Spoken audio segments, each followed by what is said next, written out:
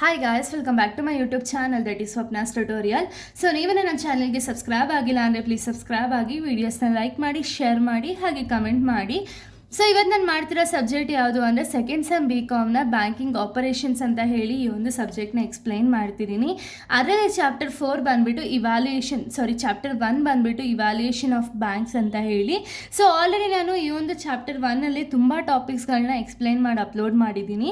ಯಾರೆಲ್ಲ ಆ ವೀಡಿಯೋಸ್ನ ನೋಡಿಲ್ವೋ ಒಂದ್ಸತಿ ಆ ವೀಡಿಯೋಸ್ನ ನೋಡ್ಕೊಂಡು ಬಂದು ಈ ಒಂದು ವೀಡಿಯೋನ ನೋಡಿ, ಬಿಕಾಸ್ ನಿಮಗೆ ಕಂಟಿನ್ಯೂಷನ್ ಅನ್ನೋದು ಪ್ರಾಪರಾಗಿ ಸಿಗುತ್ತೆ ಅನ್ನೋ ಒಂದು ರೀಸನಿಂದ.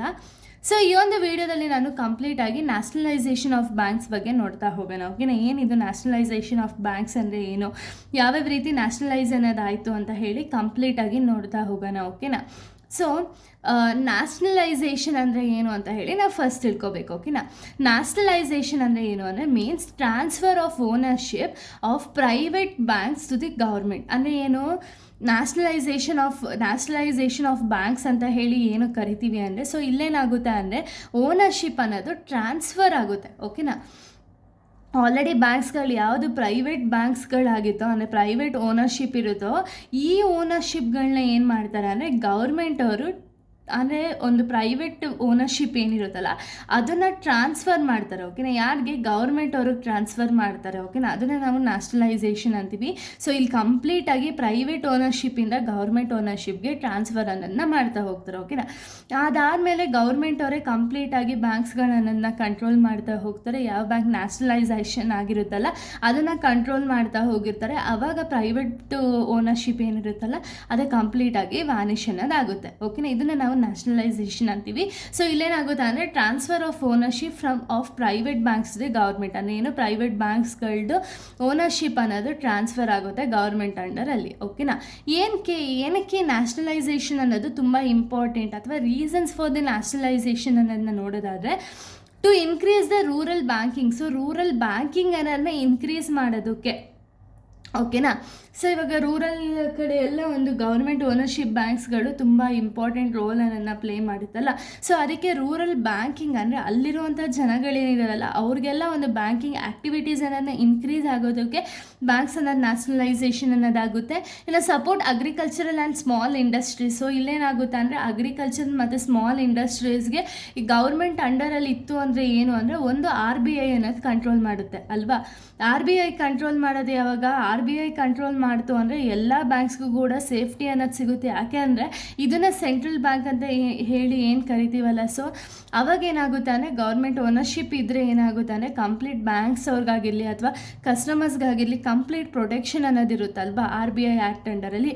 ಸೊ ಅದಕ್ಕೆ ಒಂದು ನ್ಯಾಷನಲೈಸೇಷನ್ ಅನ್ನೋದನ್ನ ಮಾಡ್ತಾರೆ. ಈ RBI ಕಂಟ್ರೋಲ್ ಆದಾಗ ಏನಾಗುತ್ತೆ ಅಂದರೆ ಒಂದು ಗೌರ್ಮೆಂಟ್ ಕಂಟ್ರೋಲ್ ಇದ್ದಾಗ ಏನಾಗುತ್ತೆ ಅಂದರೆ ಅಗ್ರಿಕಲ್ಚರ್ ಮತ್ತು ಸ್ಮಾಲ್ ಬಿಸ್ನೆಸ್ ಅಥವಾ ಸ್ಮಾಲ್ ಇಂಡಸ್ಟ್ರೀಸ್ಗೆ ಒಂದು ಲೋನ್ಸ್ ಕೊಡೋ ಮುಖಾಂತರ ಅದನ್ನು ಸಪೋರ್ಟ್ ಅನ್ನೋದನ್ನ ಮಾಡುತ್ತೆ. ಯಾಕೆ ಅಂದರೆ ಒಂದು ಎಂಪ್ಲಾಯ್ಮೆಂಟ್ ಜನ್ರೇಷನ್ಸ್ಗಾಗಿರ್ಬೋದು ಅಥವಾ ಎಕನಾಮಿಕ್ ಡೆವಲಪ್ಮೆಂಟ್ಗಾಗಿರ್ಬೋದು ಎಲ್ಲದಕ್ಕೂ ಕೂಡ ಹೆಲ್ಪ್ ಅನ್ನೋದನ್ನ ಮಾಡ್ತಾ ಹೋಗುತ್ತೆ. ಟು ಎನ್ಶೋರ್ ದ ಸೋಷಲ್ ವೆಲ್ಫೇರ್ಗೂ ಕೂಡ ಎನ್ಶೋರ್ ಮಾಡೋದಕ್ಕೆ ಅಥವಾ ಸೋಷಲ್ ವೆಲ್ಫೇರ್ ಮಾಡೋದಕ್ಕೋಸ್ಕರ ಒಂದು ಬ್ಯಾಂಕ್ಸ್ ಅನ್ನೋದು ನ್ಯಾಷನಲೈಸ್ ಆಗ್ತಾ ಹೋಯಿತು. ಓಕೆನಾ, ಸೊ ಇಲ್ಲಿ ಫೇಸಸ್ ಆಫ್ ನ್ಯಾಷನಲೈಸೇಷನ್ ಕೊಟ್ಟಿದ್ದಾರೆ. ಫಸ್ಟ್ ಫೇಸ್ ಆಫ್ ನ್ಯಾಷನಲೈಸೇಷನ್ ಬಂದುಬಿಟ್ಟು 1969 ಆಗಿರೋದು. ಸೊ ಇಲ್ಲೇನಾಗಿತ್ತು ಅಂದರೆ 14 major banks were nationalise by the government of India under the prime minister Indira Gandhi. So ಇಲ್ಲೇನಾಯಿತು ಅಂದರೆ 14 ಮೇಜರ್ ಬ್ಯಾಂಕ್ಸ್ಗಳಿಗೆ ಬಂದುಬಿಟ್ಟು ಅಂದರೆ ಪ್ರೈವೇಟ್ ಓನರ್ಶಿಪ್ ಇತ್ತಲ್ಲ ಆ ಬ್ಯಾಂಕ್ಸ್ದು ಒಂದು ಓನರ್ಶಿಪ್ ಬಂದುಬಿಟ್ಟು ಕಂಪ್ಲೀಟಾಗಿ ಗೌರ್ಮೆಂಟ್ ಅಂಡರ್ ಹೋಯಿತು. ಸೊ ಇಲ್ಲಿ ಬಂದುಬಿಟ್ಟು 14 ಮೇಜರ್ ಬ್ಯಾಂಕ್ಸ್ ನ್ಯಾಷನಲೈಸ್ ಅನ್ನೋದಾಯಿತು. So under the prime minister ಅಂದರೆ ಒಂದು ಪ್ರೈಮ್ ಮಿನಿಸ್ಟರ್ ಯಾರಿದ್ರು ಅಂದರೆ ಆವಾಗ ಇಂದಿರಾ ಗಾಂಧಿ ಪ್ರೈಮ್ ಮಿನಿಸ್ಟರ್ ಅಂಡರಲ್ಲಿ 14 ಮೇಜರ್ ಬ್ಯಾಂಕ್ಸ್ ಬಂದುಬಿಟ್ಟು ನ್ಯಾಷನಲೈಸ್ ಆಗುತ್ತೆ. ಇದ್ರ ಮೇನ್ ಆಬ್ಜೆಕ್ಟಿವ್ ಅಂದರೆ ಏನು ಅಂದರೆ 1969 ಯಾಕೆ ನ್ಯಾಷನಲೈಸೇಷನ್ ಅನ್ನೋದಾಯಿತು ಅಂದರೆ ಒಂದು ಎಕನಾಮಿಕ್ ಡೆವಲಪ್ಮೆಂಟ್ಗೋಸ್ಕರ ಅಥವಾ ಎಕನಾಮಿಕ್ ಗ್ರೋತ್ಗೋಸ್ಕರ ಈ ಒಂದು ನ್ಯಾಷನಲೈಸೇಷನ್ ಅನ್ನೋದನ್ನ ಮಾಡಿದ್ರು. ಇದಾದಮೇಲೆ ಎಕ್ಸ್ಪೆನ್ಷನ್ ಆಫ್ ಬ್ಯಾಂಕಿಂಗ್ ಸರ್ವಿಸಸ್ ಅಂದರೆ ಬ್ಯಾಂಕಿಂಗ್ ಸರ್ವಿಸಸ್ ಅನ್ನೋದು ಎಲ್ಲ ಕಡೆನೂ ಕೂಡ ಒಂದು ಎಕ್ಸ್ಪ್ಯಾಂಡ್ ಆಗಬೇಕು ಅಥವಾ ಎಲ್ಲ ಕಡೆನೂ ಕೂಡ ಬ್ಯಾಂಕ್ ಅದನ್ನು ಯೂಸ್ ಮಾಡಬೇಕು ಅಂತ ಹೇಳಿ ಈ ಒಂದು ಬ್ಯಾಂಕಿಂಗ್ ಸರ್ವಿಸಸ್ ಅನ್ನೋದನ್ನ ಎಕ್ಸ್ಪ್ಯಾನ್ಷನ್ ಮಾಡೋದಕ್ಕೆ ಫಸ್ಟ್ ಫೇಸ್ ಆಫ್ ನ್ಯಾಷನಲೈಸೇಷನ್ ಅನ್ನೋದನ್ನ ಮಾಡಿದ್ರು. ಓಕೆನಾ. ಇನ್ನು ಸೆಕೆಂಡ್ ಫೇಸ್ ಆಫ್ ನ್ಯಾಷನಲೈಸೇಷನ್ ಬಂದುಬಿಟ್ಟು 1980s ಕಂಡಕ್ಟ್ ಮಾಡಿದ್ರು. ಇಲ್ಲೇನಾಯಿತು ಅಂದರೆ ಇಲ್ಲಿ ಆಲ್ರೆಡಿ 14 ಮೇಜರ್ ಬ್ಯಾಂಕ್ಸ್ ನ್ಯಾಷನಲೈಸ್ಡ್ ಆಗಿರುತ್ತೆ. ಇದಾದ್ಮೇಲೆ ಮತ್ತೆ 6 more ಬ್ಯಾಂಕ್ಸ್ ನ್ಯಾಷನಲೈಸೇಷನ್ ಅನ್ನೋದಾಗುತ್ತೆ. ಓಕೆನಾ. ಇದರಿಂದ ಏನೇನೆಲ್ಲ ಇಂಪ್ಯಾಕ್ಟ್ಸ್ ಆಗುತ್ತೆ ಅಂದರೆ, ಒಂದು ಎಂಪ್ಲಾಯ್ಮೆಂಟ್ ಜನ್ರೇಷನ್ ಅನ್ನೋದಾಗುತ್ತೆ. ಸೊ ಈ ಒಂದು ಗೌರ್ಮೆಂಟ್ ಅಂಡರ್ ಹೋದಾಗ ಏನಾಗುತ್ತೆ ಅಂದರೆ ಎಂಪ್ಲಾಯ್ಮೆಂಟ್ ಜನ್ರೇಷನ್ ಅನ್ನೋದು ಜಾಸ್ತಿ ಆಗ್ತಾ ಹೋಗುತ್ತೆ, ಎಂಪ್ಲಾಯ್ಮೆಂಟ್ ಆಪರ್ಚುನಿಟೀಸ್ ಅನ್ನೋದು ಕ್ರಿಯೇಟ್ ಆಯಿತು. ಇದಾದಮೇಲೆ ಬೆಟರ್ ಅಗ್ರಿಕಲ್ಚರಲ್ ಫಿನಾನ್ಸ್, ಅಗ್ರಿಕಲ್ಚರಿಗೆ ಅಂದರೆ ಅಕಸ್ಮಾತ್ ಇವಾಗ ನಬಾರ್ಡ್ ಎಲ್ಲ ಎಸ್ಟಾಬ್ಲಿಷ್ ಆಗಿದೆ ನೋಡಿ, ನಬಾರ್ಡ್ ಆಗಿರ್ಬೋದು, ಸಿಡ್ಬಿ ಆಗಿರ್ಬೋದು. ಸೊ ಇದೆಲ್ಲ ಎಸ್ಟಾಬ್ಲಿಷ್ ಆಗಿದೆ ಏನಕ್ಕೆ ಅಂದರೆ ಒಂದು ಅಗ್ರಿಕಲ್ಚರ್ ಮತ್ತು ಇಂಡಸ್ಟ್ರಿಯಲ್ ಡೆವಲಪ್ಮೆಂಟ್ಗೋಸ್ಕರ. ಅವಾಗೇನಾಯಿತು ಅಂದರೆ ಅಗ್ರಿಕಲ್ಚರ್ಗೆ ತುಂಬ ಫಿನಾನ್ಸ್ ಅನ್ನೋದಂದರೆ ಬೆಟರ್ ಫಿನಾನ್ಸ್ ಅನ್ನೋದು ಇತ್ತು. ಇನ್ನು ಇನ್ಕ್ರೀಸ್ ಇನ್ ಡೆಪಾಸಿಟ್ಸ್ ಅನ್ನೋದು ಕೂಡ ಇನ್ಕ್ರೀಸ್ ಆಗ್ತಾ ಹೋಯಿತು. ಇದೆಲ್ಲ ಇಂಪ್ಯಾಕ್ಟ್ಸು. ಇನ್ನು ಡಿಸ್ಅಡ್ವಾಂಟೇಜಸ್ ನೋಡೋದಾದರೆ ಸೆಕೆಂಡ್ ಫೇಸ್ ನ್ಯಾಷನಲೈಸ್ ಆದಮೇಲೆ ಏನೇನೆಲ್ಲ ಇಂಪ್ಯಾಕ್ಟ್ಸ್ ಆಯಿತು ಅಂದರೆ ಪೊಲಿಟಿಕಲ್ ಇಂಟರ್ಫಿಯರೆನ್ಸ್ ಅನ್ನೋದು ಜಾಸ್ತಿ ಆಯ್ತಾ ಹೋಗ್ತು. ಇನ್ನು rise in non performing assets ಅನ್ನೋದು ಇನ್ಕ್ರೀಸ್ ಆಗ್ತಾ ಹೋಯಿತು.